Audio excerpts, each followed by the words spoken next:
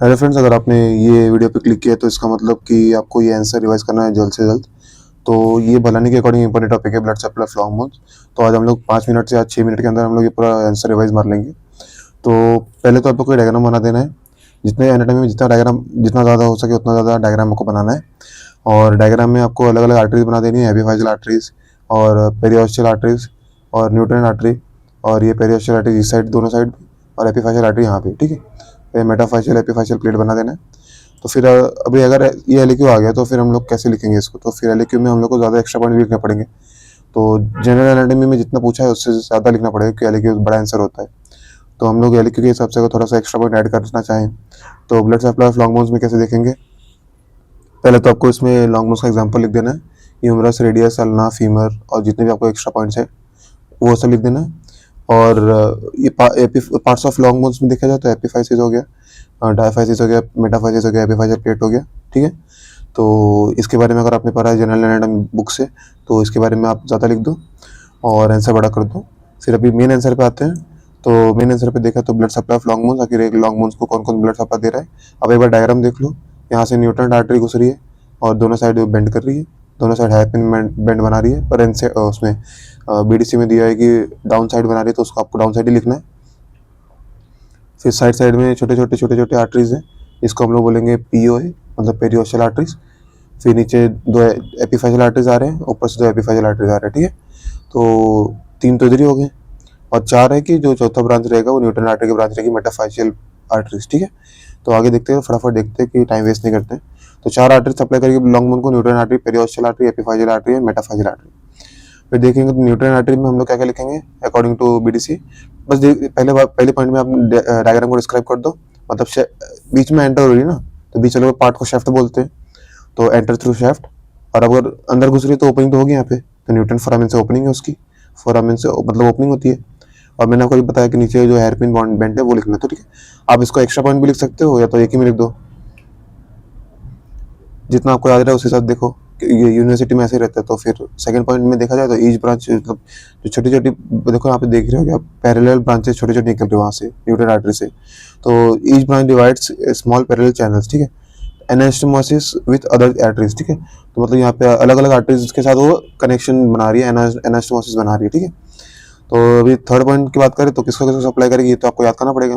Medullary cavity हो गया, 2/3 of cortex हो गया और मेटाफाइसिस हो गया, ठीक है, ये आपको याद करना है। फिर फोर्थ पॉइंट की बात करें तो ग्रोइंग एंड्स। तो अपर लिम्ब की बात करें तो जो अपर एंड ऑफ ह्यूमरस होता है और जो lower end of radius and ulna होता है। अपर लिम्ब में ऐसा ग्रोइंग एंड होता है अपोजिट साइड में, ठीक है।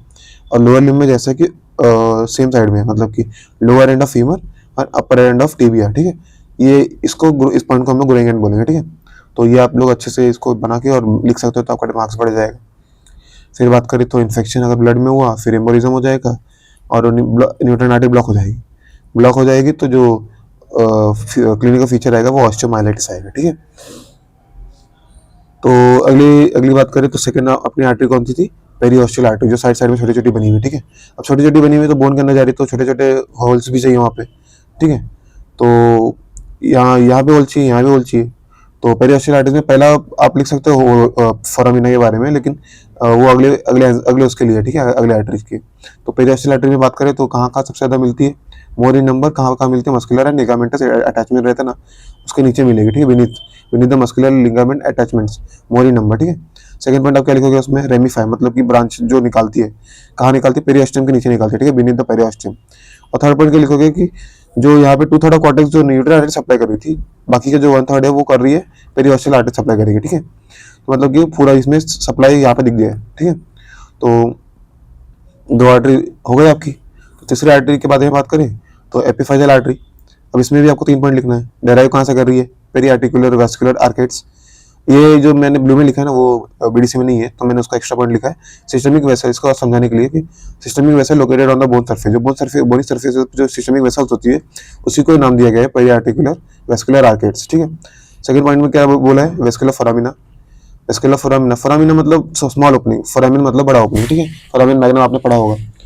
तो इसमें जो वेस्कुलर फोरामिन्स होती है जो यहाँ पे बोन्स पे होती है, तो उसमें कुछ में आर्टरी बनती है, तो और most of the foramina venous exit होता है, ठीक है। तो जो आर्टरीज बनती है तो उसमें ये पार्ट आता है, ठीक है, वेस्कुलर फोरामिना में। तो फिर थर्ड पॉइंट क्या हो जाएगा इसका, जो फोरामिना है जितने भी इसके नंबर है, जितने भी इसका साइज रहेगा, उसके हिसाब से पता चलेगा कि बोन की वेस्कुलरिटी कितनी है, उसको कितने ब्लड वेसल्स और कैसे सप्लाई हो रहा है। ठीक है, तो 3 आर्टरी हो गई। अब फोर्थ आर्टरी के बारे में बात करें, फोर्थ आर्टरी के बारे में बात करें तो मेटाफाइजल आर्टरी होगी। मैंने आपको भी बोला कि ये न्यूट्रिएंट आर्टरी की डायरेक्ट ब्रांच है। ठीक है, तो पास से डायरेक्टली इनटू द मेटाफाइसिस, मतलब मेटाफाइसिस को सप्लाई करेगी, मेटाफाइजल अब ब्रांच है और कहाँ से निकल रही है, न्यूट्रिएंट आर्टरी से निकल रही है। डायरेक्ट कहाँ से हो रही है, वही सिस्टमिक वेसल के बाजू वाले वेसल से। ठीक है, तो जो अभी पहले पढ़े आपने। तो एक्स्ट्रा पॉइंट में क्या बोलेंगे, तो मिनिएचर लॉन्ग बोन्स। ठीक है, जिसका एग्जांपल है मेटाकार्पल्स। अगर यहाँ पे इन्फेक्शन होता है तो वो होता है मिडल ऑफ द शाफ्ट से स्टार्ट होता है, बाकी जनरली मेटाफाइसिस से स्टार्ट होता है। ठीक है, तो रीजन क्या है इसका कि जो न्यूटन आर्टरी है ब्रेक हो जाती है प्लेक्सस में, और जब शाफ्ट तक पहुंचती है तब तक वो न्यूटन आर्टरी ब्रेक हो जाती है। चांसेस ऑफ इन्फेक्शन एडल्ट में कम रहेंगे क्योंकि उसमें न्यूटन आर्टरी होती नहीं है, रिप्लेस हो जाती है पेरिओस्टल वेसल्स से। तो ऐसे और वीडियोस के लिए सब्सक्राइब करें, और अगले वीडियो में एक और भलानी का आंसर लेके आता हूँ मैं। Thank you.